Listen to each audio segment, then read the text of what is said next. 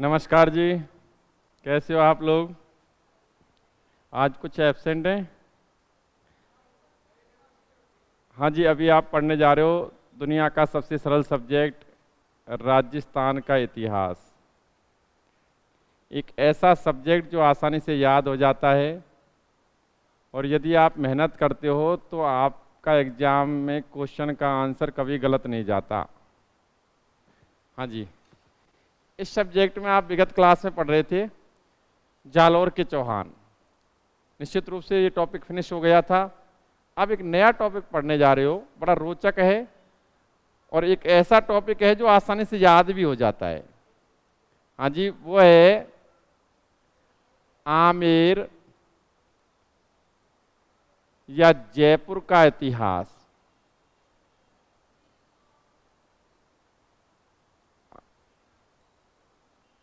हाँ जी, आमेर या जयपुर का इतिहास। जो भी आपकी एक्स्ट्रा कोई डिमांड हो उसको आप बता देना।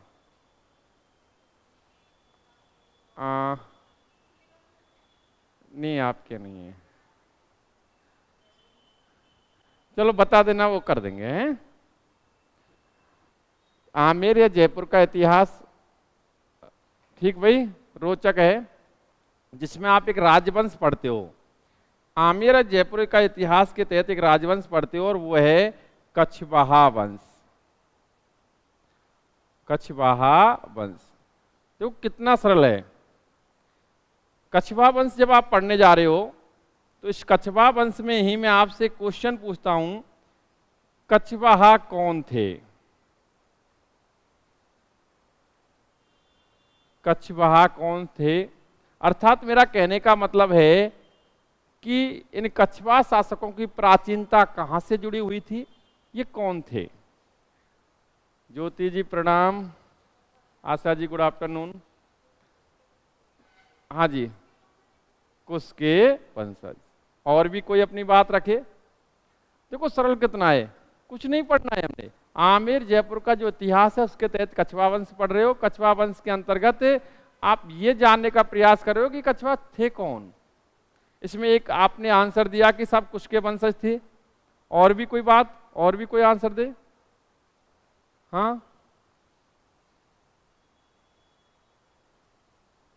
देखो ये बात इन्होंने कही, बहुत अच्छी बात कही, जिसमें हम देखें पौराणिक मान्यताओं के अनुसार, पौराणिक मान्यताओं के अनुसार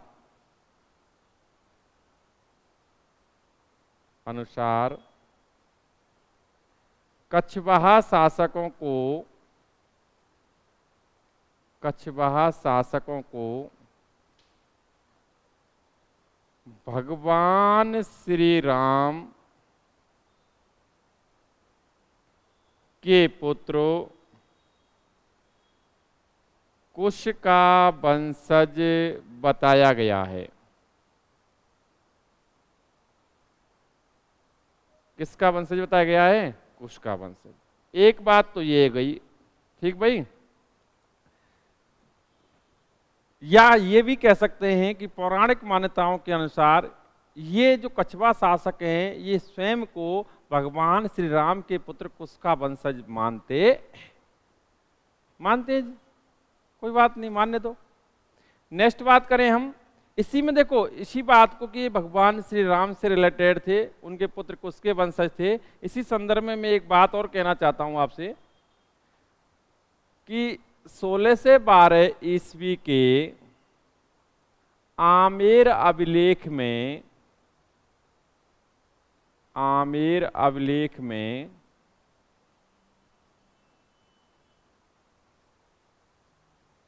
कछवाहा शासकों को, कछवाहा शासकों को रघुवंश तिलक, रघुवंश तिलक, क्या रघुवंश तिलक कहा गया है।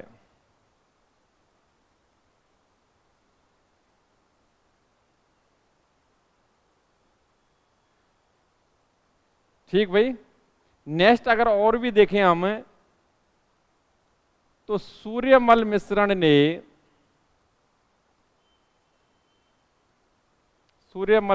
ने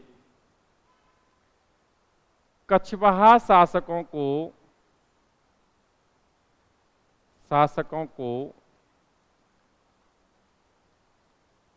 रघुवंशीय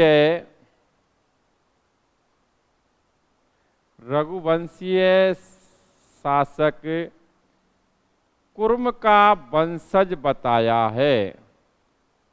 किसका? कुर्म का। अर्थात सारी बातें वहीं जा रही हैं, यहां आप इस पर वर्क करें तो वो भी रघुवंश तिलक, राम भगवान से रिलेटेड। ये भी देखें तो रघुवंशीय शासक हुआ कुर्म, उसका वंशज बताया गया।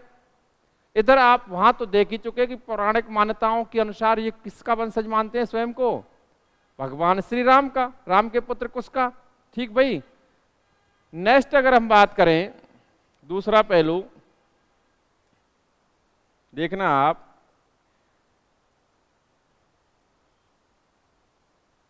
कुछ इतिहासकारों ने कछवाहा शासकों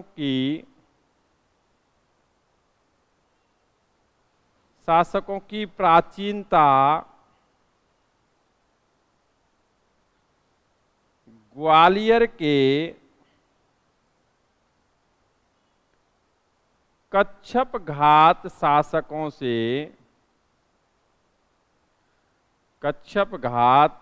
शासकों से जोड़ी है।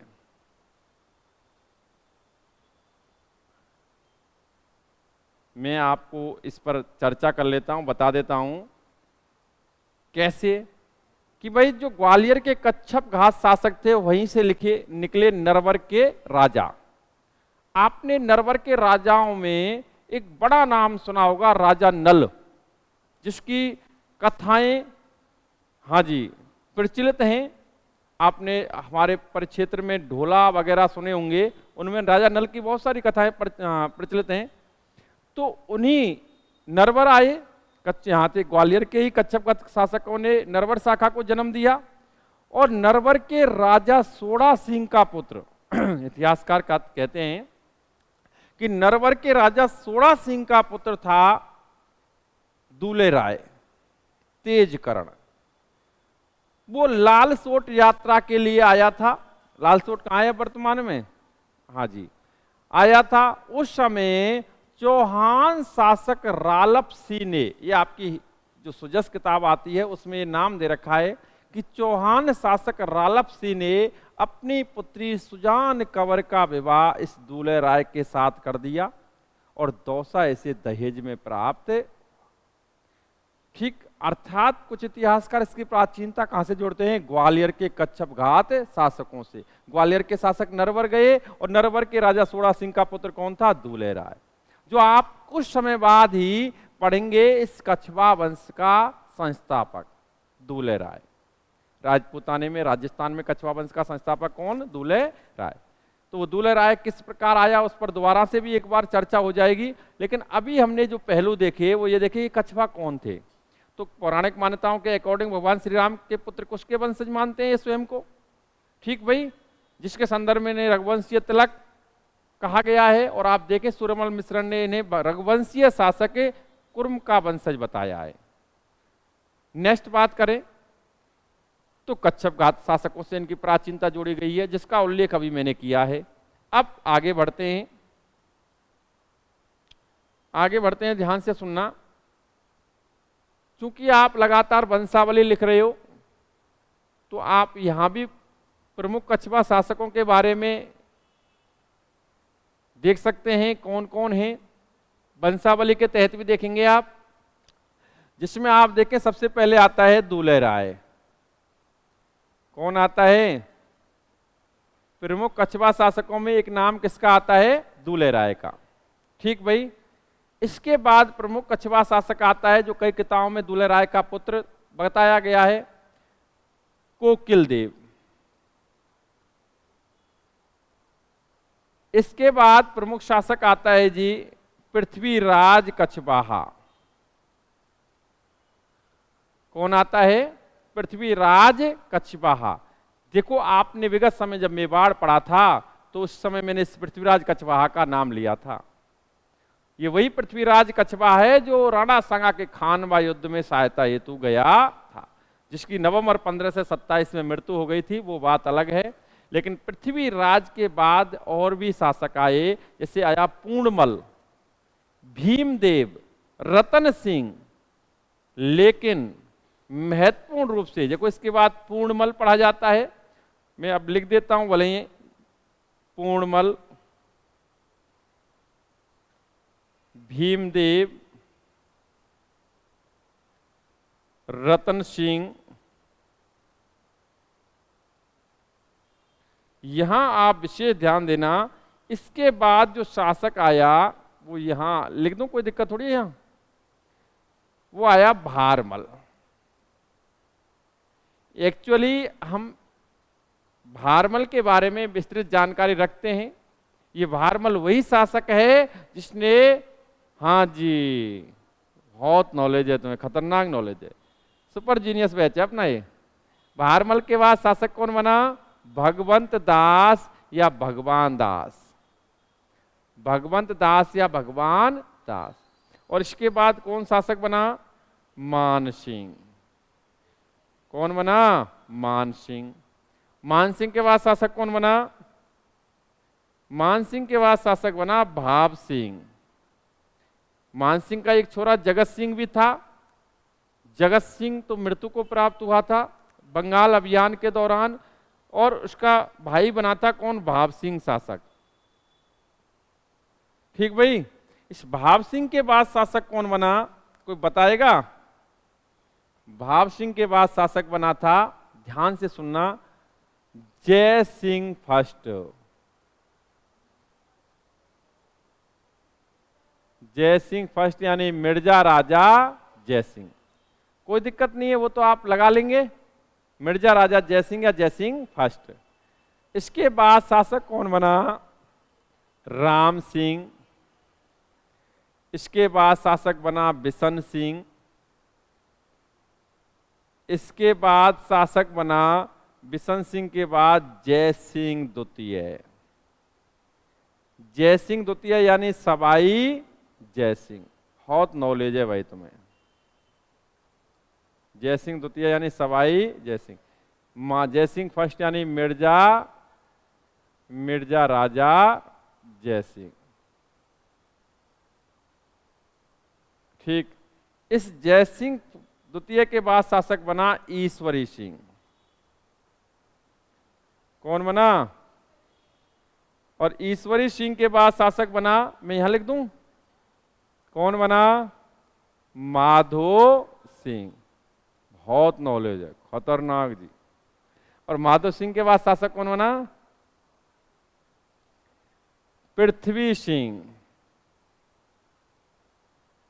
पृथ्वी सिंह के बाद शासक बना सवाई प्रताप सिंह। चलो मैं एक क्वेश्चन पूछता हूं कि ऐसा शासक कौन सा था जो ब्रज निधि नाम से रचनाएं लिखता था?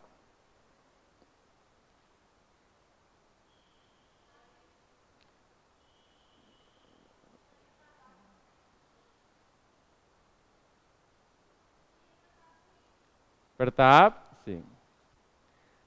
सवाई प्रताप सिंह के बाद शासक आता है जगत सिंह। जगत सिंह, इस बंदे ने 1818 में ईस्ट इंडिया कंपनी यानी अंग्रेजों से क्या कर ली? अंग्रेजों से संधि कर ली। ये जगत सिंह है। अब कौन सा है तुम बताओ? बिल्कुल, बहुत नॉलेज है, पर यूं जब पहला कौन सा हुआ?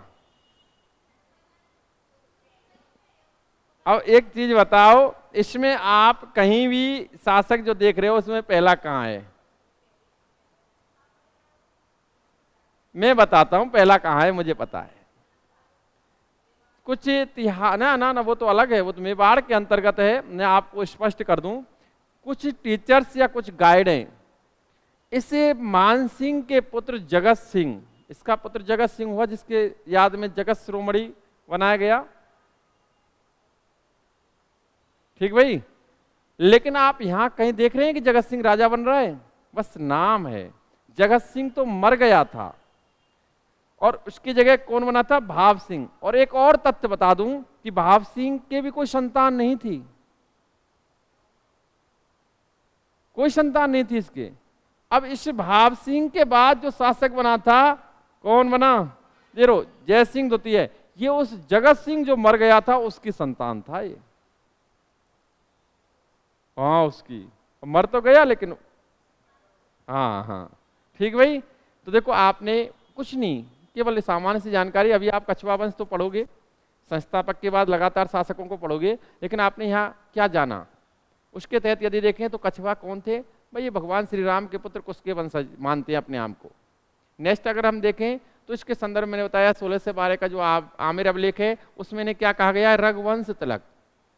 सूर्यमल मिश्रण इन्हें रघुवंशीय शासक कुर्म का वंशज मानते हैं, और कुछ इतिहासकार इनकी प्राचीनता ग्वालियर के कच्छप घाट शासकों से जोड़ते हैं।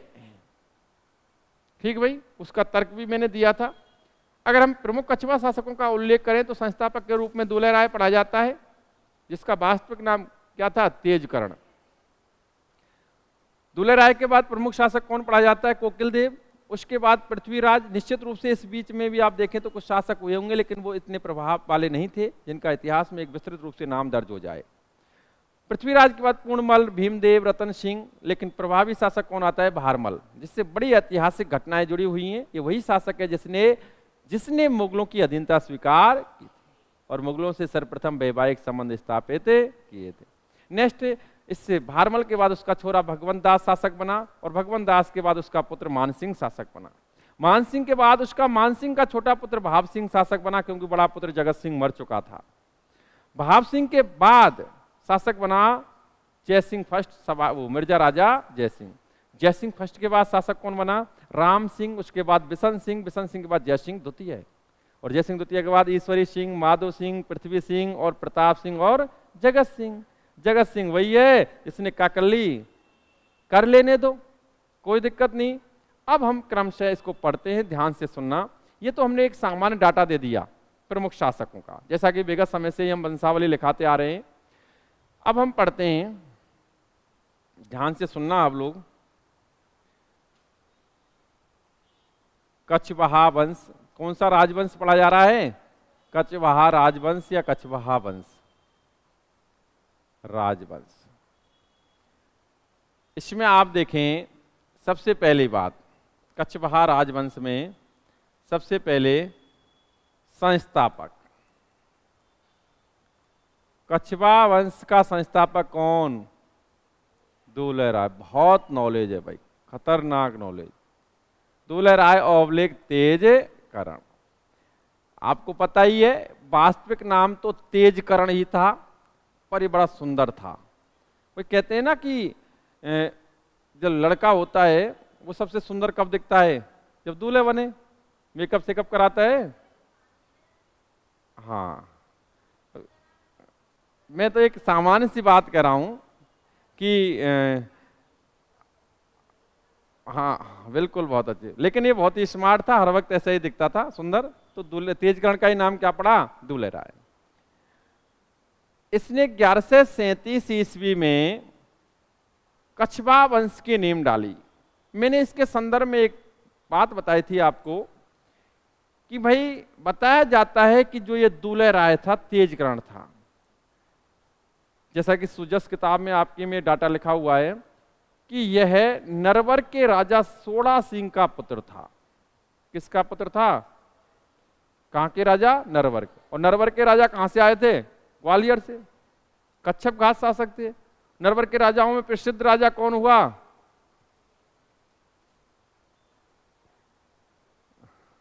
कौन था? नल। और नल के ही वंशजों में सोड़ा सिंह आया होगा, और सोड़ा सिंह का पुत्र था कौन? हाँ जी, दुलेर राय।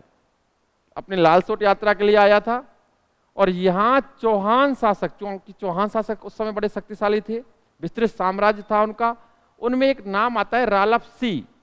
रालपसी नामक चौहान शासक ने अपनी पुत्री सुजान कंवर का विवाह इसके साथ कर दिया और दौसा इसे दहेज में प्राप्त। बस आपको ये ध्यान रखना है कि इन कछवा शासकों की प्रारंभिक राजधानी क्या थी? प्रारंभिक राजधानी क्या थी? दौसा। ठीक भाई, वो घटना तो आपको मैंने बता दी कि भाई सोड़ा सिंह का छोरा यहाँ आया, घूमा, इसने हो गया यहाँ, और इससे अच्छी क्या बात है, दहेज में दौसा मिल रहा है जी। ठीक, कोई बात नहीं जी। प्रारंभिक राजधानी क्या थी कछवा शासकों की? संस्थापक कौन था? अब देखो नेक्स्ट, इसने बड़ गुर्जरों को, गुर्जरों की ही एक काइंड है, काइंड्स है बड़ गुर्जर, बड़ गुर्जरों को पराजित कर ढूंढाड़ पर अधिकार किया। किस पर अधिकार किया? ढूंढाड़ पर। किस पर अधिकार किया था? ढूंढाड़ पर। अच्छा मुझे बताएं आप लोग, ढूंढाड़ एक भौगोलिक इकाई, ज्योग्राफी में आप पढ़ते हो, मुझे बताएं कि ढूंढाड़ से तात्पर्य क्या है? अब तो हमारे ऑनलाइन स्टूडेंट भी कई क्वेश्चनों का आंसर दे रहे हैं। ज्योति जी ने बिल्कुल दोनों ही आंसर बहुत अच्छे दिए हैं। सरोज जी धन्यवाद। हाँ जी बताएं। जिले आम है। एक बात बताओ, ये कुछ दिन पहले ही आई हैं और तुम डीम राशि इतने दिन से बैठी है तुम नहीं बताते? यही है। जयपुर के आसपास का क्षेत्र क्या कहलाता है? ढूंढा। कुछ किताबों में, मैंने ज्योग्राफी की किताबों में ये पढ़ा कि जयपुर दौसा के मध्य का क्षेत्र क्या कहलाता है? ढूंढा। जयपुर के आसपास का क्षेत्र क्या कहलाता है? ढूंढाड़। ठीक भाई, क्षेत्र पर अधिकार कर लिया। अभी देखो इसमें क्या और तथ्य निकल के आते हैं। इस ढूंढाड़ के ही अंतर्गत एक गांव आता था माची। समझना आप, गांव कौन सा? माची। जो एक कुछ किताबों में माझी भी लिखा होता है, लेकिन एक्चुअली माची नाम था। ये गांव था, ये पहाड़ी पर स्थित था। किस पर स्थित था? पहाड़ी। समझना, पहाड़ी पर था। कौन सा गांव? माची। जिस पर मीणाओं का अधिकार था। किसका अधिकार था? देखो मैं घटनाक्रम बता रहा हूं कि भाई इस बंदे ने बड़ गुर्जरों को पराजित किस पर अधिकार किया था? ढूंढाड़ पर। ढूंढाड़ के अंतर्गत ही ये गांव कौन सा था? माची। जो किस पर स्थित था? पहाड़ी पर। अब इसने पूरे ढूंढाड़ पर अधिकार कर लिया, लेकिन ये माची पर अधिकार नहीं कर पाया। किस पर? माची। क्यों नहीं कर पाया? ये तो आपको साफ दिख रहा है, क्योंकि निश्चित रूप से माची पहाड़ी पर स्थित था, और ये जब ढूंढाड़ पर पूरे पर अधिकार कर लिया तो माची को छोड़ भी नहीं सकता था कि भाई छोटा सा पार्ट रह जाए उसमें से। अतः बताया जाता है कि दुल्हे राय ने बार बार इस पर आक्रमण कर इसे हथियाने के, इस पर अधिकार करने का प्रयास किया, लेकिन ना जी ना सफल हुआ, ना अधिकार कर पाया। अतः दुल्हे राय निराश होकर एक चट्टान पर बैठ गया। बैठा हुआ था निराश, दुख था कि यार सारा ढूंढाड़ मेरे कब्जे में आ गया, ये रह रहा है छोटा सा पार्ट। जब बैठा हुआ था निराश होकर, तो इसके सामने अचानक एक सफेद वस्त्रों में एक स्त्री प्रकट हुई। अचानक उसने कहा, आप कौन? उस स्त्री ने कहा कि मैं तुम्हारे पूर्वजों की कुल देवी बुढ़बाई माता और तुम्हारे लिए जमवाई माता कि बताएं माता कैसे आना हुआ कि मैं तुम्हें आशीर्वाद देने आई हूं कि दे दो, कि लेकिन एक मेरी शर्त होगी तब दूंगी, और मेरे आशीर्वाद के तहत तो इस माची पर भी अधिकार कर लेगा, लेकिन मेरी एक शर्त होगी कि बताओ। कि शर्त ये होगी कि तुझे यहां मेरा मंदिर बनवाना पड़ेगा। ओके, डील डन, बनवा दूंगा। अतः जम्बाई माता का आशीर्वाद प्राप्त होता है दूल्हे राय को, और इसी आशीर्वाद के तहत ये फिर आक्रमण करता है और माची पर भी अधिकार, और इस माची पर अधिकार कर इसका नाम बदलकर जमवाय रामगढ़। जमवाय तो माता की वजह से और राम के वंशज होने के कारण क्या, राम, अर्थात जिसे अपभ्रंश रूप में जमवा रामगढ़ कहते हैं। क्या कहते हैं, जमवा, इसका नाम बदल दिया और जमवाय माता के मंदिर का निर्माण यहां पर। इसके अलावा जमवाय रामगढ़ को इसने अपनी राजधानी, जमवा रामगढ़ को इसने क्या बना लिया, अपनी राजधानी। मेरा कहने का मतलब है कि दौसा के बाद कछवाहा शासकों की दूसरी राजधानी कौन सी बनी, जमवा रामगढ़, और इसके बाद कौन सी बनेगी, आमेर। आमेर के बाद कौन सी बनेगी, जयपुर। ये राजधानियों का क्रम भी ध्यान रखना है। कोई बात नहीं जी, हम यहां देखें तो जमवा रामगढ़ किसने बसाया, दूल्हे राय ने। माची को कन्वर्ट किया था किसमें, जमवा रामगढ़ में। जमवाय माता के मंदिर का निर्माण किसने करवाया, दूल्हे राय ने। ठीक, नेक्स्ट, जमवा रामगढ़ को राजधानी किसने बनाया, दूल्हे राय ने। दौसा के बाद कछवाहा शासकों की राजधानी कौन सी बनी, जमवा रामगढ़, जमवा राम। ये तथ्य, ये क्वेश्चन कुछ जुड़े हुए थे किससे, दूल्हे राय से। हम नेक्स्ट पढ़ते हैं जी आगे। आगे देखें हम तो दूल्हे राय के बाद प्रमुख शासक लिखा मैंने, कौन, कोकिल देव। कौन लिखा, कोकिल देव। कोकिल देव के संदर्भ में हमें बस इतना पढ़ना होता है, इतना पढ़ना होता है, ध्यान से सुनना। इसने 1207 ईस्वी में, पहली बात तो ये कछवाहा शासक था, ठीक। कुछ किताबों में दूल्हे राय का पुत्र बताया गया है। ये कोकिल देव ने 1207 ईस्वी में मीणाओं को पराजित कर, मीणाओं को पराजित कर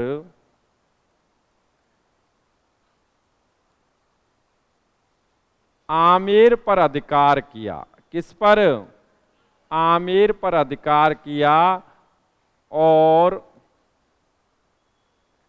अधिकार किया और आमेर को अपनी राजधानी बनाया, आमेर को अपनी राजधानी बनाया। क्या बनाया, राजधानी। ठीक भाई, बना लिया। तो अभी नेक्स्ट आपने देखा, फर्स्ट राजधानी कौन सी, दौसा। सेकंड कौन सी बनी, जमवा रामगढ़, वो जो दूल्हे राय ने ही बना ली थी। नेक्स्ट आपने देखा कौन सी राजधानी बनी, आमेर। ठीक भाई, आमेर को राजधानी किसने बनाया था, कोकिल देव ने। आमेर से मीणाओं को पराजित किसने किया था, कोकिल देव ने। नेक्स्ट जो शासक आता है जिसका नाम मैंने अभी बताया भी था, कौन, पृथ्वीराज कछवाहा। पृथ्वीराज कछवाहा, इसके बारे में हम बात करें तो देखो इसका चर्चित, वैसे तो इसने, इसके 12 छोरे थे, 12 छोरों में इसने साम्राज्य, अपने शासन को बांटा था। बड़ी घटनाएं हैं, लेकिन महत्वपूर्ण सबसे बड़ी बात है वो है कि इसने राणा सांगा को खानवा युद्ध में सहायता दी थी। राणा सांगा के खानवा युद्ध में यह सहायता हेतु गया था। कब हुआ, 1527 मार्च, 17 मार्च 15 से, उसके बाद नवंबर 1527 में ही इसकी मृत्यु हो गई थी। हमें इससे कोई दिक्कत नहीं है, पृथ्वीराज कछवाहा की कोई बात नहीं है। लेकिन राणा सांगा के खानवा युद्ध में आमेर से सहायता हेतु कौन गया था, पृथ्वीराज कछवाहा।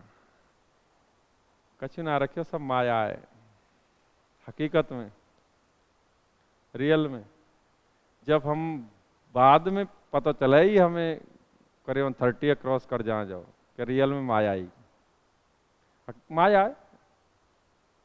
और सफल है जागो ना, सक्सेस हो जाएगा तू। जब चीजें चल के आएंगी। थोड़ा सा वेट कर, मेरी तरफ ही निगाहें रखें, कुछ अच्छा होने वाला है। नेक्स्ट बात करते हैं। और तू तो बच रहा है ना। देखो नेक्स्ट प्रमुख शासक आता है भारमल। भारमल के बाद हम क्रम से शासनकाल और डिटेल्स वगैरह बेहतर तरीके से ज़्यादा पढ़ेंगे हम। भारमल जिसका शासनकाल पढ़ा जाता है 1547 से 1573। इसके संदर्भ में हम बड़ी घटनाएं, बड़ी बातें पढ़ सकते हैं। देखो ध्यान से सुनना। भारमल के संदर्भ में, भारमल के संदर्भ में अगर हम बात करें तो पहली बात यह राजपूताने का प्रथम शासक था। ध्यान से सुनना, शासक था जिसने मुगलों की अधीनता स्वीकार की। मुगलों की अधीनता स्वीकार की और मुगलों से वैवाहिक संबंध स्थापित किए। ये तथ्य सभी जानते होंगे, सब छोरे जानते होंगे। वैवाहिक संबंध स्थापित किए। मैं आपसे सामान्य सा क्वेश्चन पूछूंगा। भाई सब जानते हैं कि राजपूताने का राजस्थान का पहला शासक था ये, जिसने मुगलों की अधीनता स्वीकार की, मुगलों से वैवाहिक संबंध स्थापित किए। और अंतिम कौन सा था? अंतिम राजपूत मुगल विवाह कौन सा था? ये बंदा जो अपनी छोरी का विवाह करता है, हरकुबाई हरकाबाई का, वो तो प्रथम मुगल राजपूत विवाह था, जिसका उल्लेख अभी मैं करूंगा। लेकिन अंतिम मुगल राजपूत विवाह कौन सा था?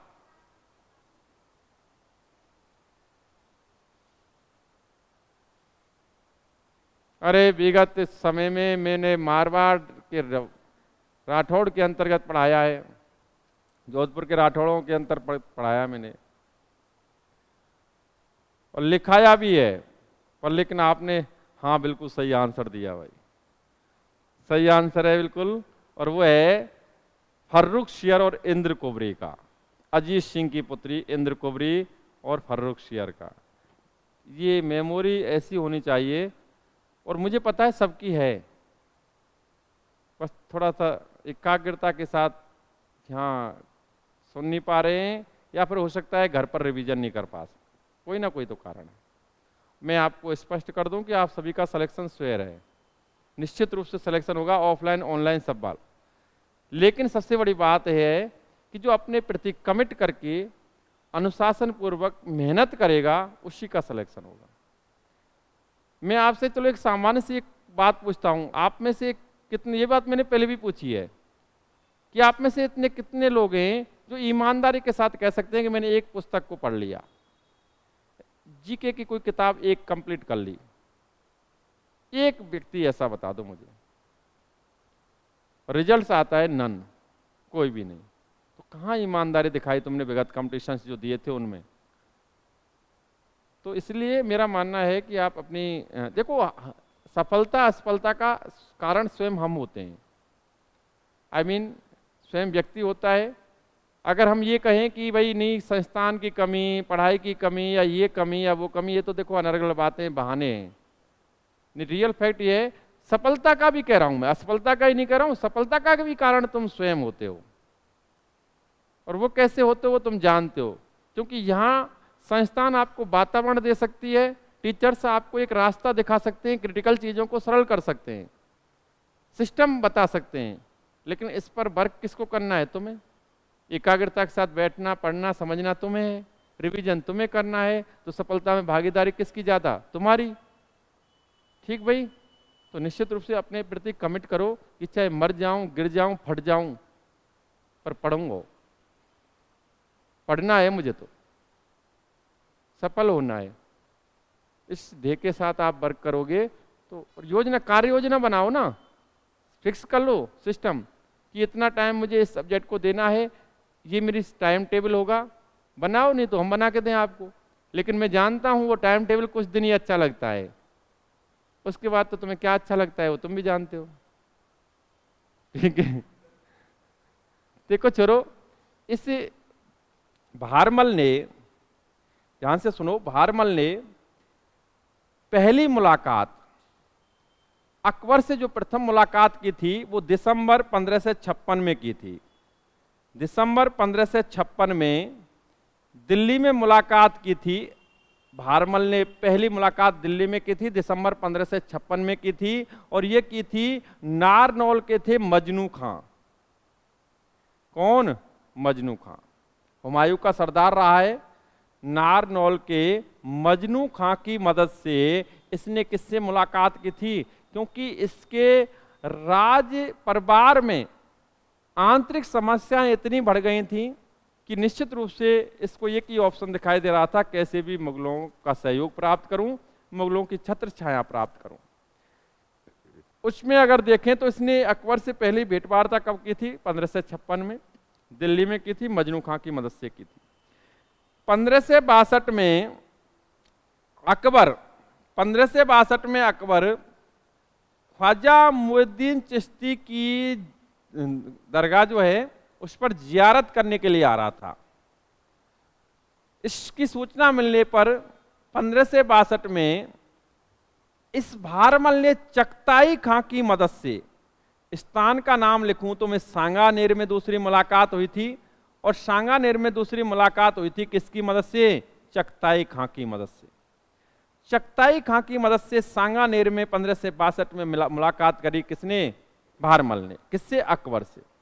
और आपको बता दें कि 1562 में ही इसी भारमल ने इस अकबर की अधीनता स्वीकार की, और इस अकबर को अपनी छोरी भाई भारमल ने अपनी पुत्री 16 फरवरी 1562 में विवाह किया था। पुत्री हरकूबाई या हरखाबाई, जिसे हरम में बाद में कहा गया मरियम उज जमानी, हरम में जिसका नाम था। इस हरकूबाई या हरकाबाई, जिसे गलती से कर्नल टोड ने जोधाबाई लिख दिया है, इसका विवाह किसके साथ किया? अकबर के साथ। 16 फरवरी 1562। कब किया? 16 फरवरी 1562 सांवर में। और ये प्रथम मुगल राजपूत विवाह था अकबर और हरकूबाई का। ठीक भाई, ये विवाह हुआ। अकबर ने इस भारमल को 5000 मनसब प्रदान किया और अमीर उल उमराह की उपाधि प्रदान की।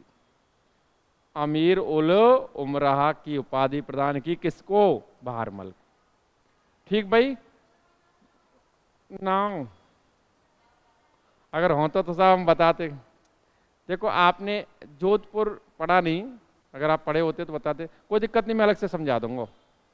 ठीक है, कॉपी पेन पे दोनों को। अभी ध्यान से सुने, ये भाई आपने अमीर उल उमरा की उपाधि प्रदान की, 5000 मनसब दिया, इसने छोरी ब्याही। और एक चीज और बता दूं आपको कि इसी हरकूबाई हरकाबाई मरियम उज्जमानी, जिसे हरम में क्या कहा जाता था? मरियम उज्जमानी, इन दोनों से ही जन्म हुआ इनके पुत्र का, जो आगे चल के हिंदुस्तान का बादशाह बना था। कौन? सलीम, यानी जहांगीर। अर्थात जो अकबर के बाद हिंदुस्तान का बादशाह बना वो किसका पुत्र था? हरकूबाई। और किससे, कहां से था? आमिर राजघराने से रिलेटेड हरकूबाई का छोरा। ठीक भाई, तो ये ध्यान रखेंगे। यहां भारमल के संदर्भ में बस इतना। पहला राजा जिसने मुगलों की अधीनता स्वीकार की, मुगलों से वैवाहिक संबंध स्थापित किए। इसने अकबर से पहली मुलाकात दिल्ली में की, 1556 में की। किसकी सहायता से? मजनू खां की सहायता से। सेकंड मुलाकात 62 में। कब? जब जियारत करके जा रहा था, तो बताया जाता है मुलाकात हुई।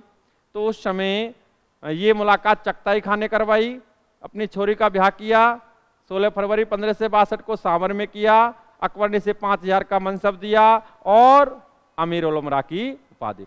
ये तत्व हैं, इन सारे तत्वों को आप अब नोट करेंगे। शुरू से ही मैं आपको बताता हूं, यहां से नोट करें।